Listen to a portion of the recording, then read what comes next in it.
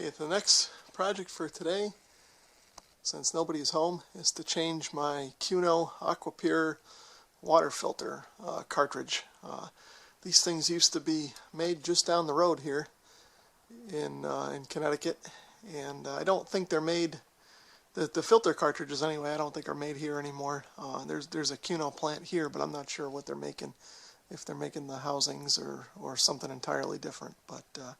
But anyway, I'll pull this off and put in a fresh cartridge. I'm using just the simple AP-110 AquaPure sediment filters here in my house. I just have some sediment in the water, and that's really all I need to filter out so that it doesn't get into the appliances and into the drinking water and stuff like that. So pretty simple thing to do.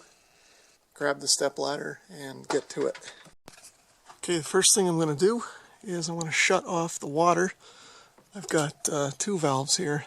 For some reason I got one on the pump side to shut the supply off, and I get this other one that helps prevent the house, whatever's in the pipes and stuff backing up into the filter. You could use, this housing has an on-off switch as well. The problem is this gets a little bit stiff, and of course I've never really used it since I have these two valves. I think they sell a cheaper version that doesn't have the shut-off valve in it, but I just happen to have this one laying around when I installed it, so this is what I've got. Anyway, I'm going to next I'll start by backing off this housing with this wrench. It kind of just slips over those grooves, and I gotta set the camera down because this is a little tight, and I need both hands for this.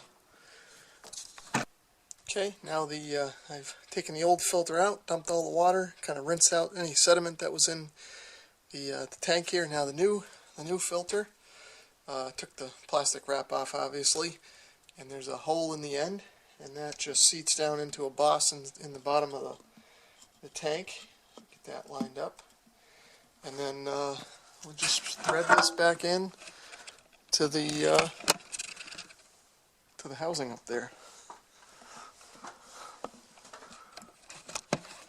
And you can see the hole in the filter will center itself around those tabs hanging down.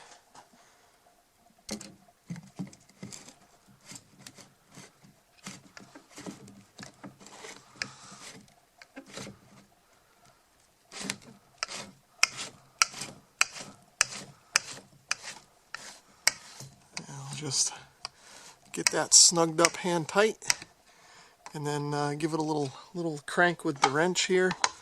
Not too tight, but enough to prevent it from leaking. Usually get it so the label's facing this way here, and that's usually good enough. Oh, well, that's going to be good enough.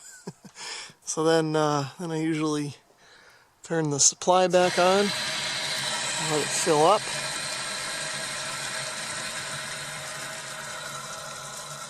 Come back up to pressure. Okay, and then turn the other end back on, and we should be good to go. Might get a little air in the pipes the first time you run some water, but should be good to go for another couple of months.